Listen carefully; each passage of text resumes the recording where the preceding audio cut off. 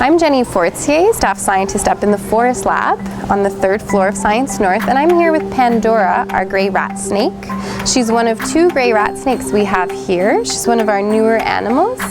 Pandora is about 2 years old, and she's living with Silas, our 2nd gray rat snake, and Silas is a male. A few weeks ago we were surprised to see Pandora and Silas mating, which is a pretty interesting sight because snakes have very different reproductive systems.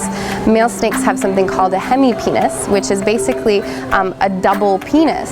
So gray rat snakes are like a lot of other snakes that lay eggs, so they're oviparous. And so we're waiting to see if Pandora is going to lay eggs. So we've set her up with a nice little chamber in her habitat.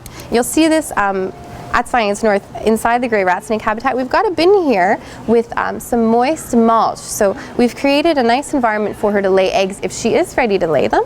And we've got a nice hole in here and we cover it up so it's nice and dark in there, so that if she is ready to lay them, she's got a spot to lay them.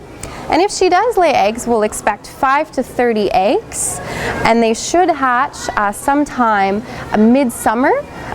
Between midsummer and September, we'll be seeing baby snakes.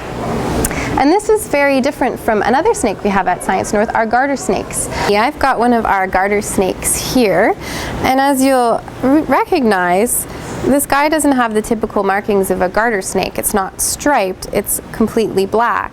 And this is another one of our sort of unique animals. This garter snake is melanistic. Instead of genetically having no pigment in their skin, there's too much. So this snake is exactly the same as any other garter, except it's got too much pigment, so it's black. And these guys are different from our gray rat snakes in the way they give birth to young. So these guys are a pretty unique type of snake. They're oviviparous, which means that they actually give birth to live young. So this guy will retain eggs in its body, the eggs will grow, and then when the eggs are ready to hatch, they'll emerge from the body, and you'll see baby live garter snakes. So I'm here with Silas. This is our male gray rat snake, and as you can see, he's not gray. He's actually an albino rat snake. So he carries a genetic condition called albinism, and this is actually a hereditary condition. So there's a chance that if our 2 rat snakes do lay eggs, and they do hatch, that a certain proportion of them may be albinos, and that all depends as to whether our female gray rat snake carries this recessive albino gene. So that's one of the very many interesting things going on with our animals at Science North. So make sure to check back on our Cool Science site to find out if our rat snakes do lay eggs.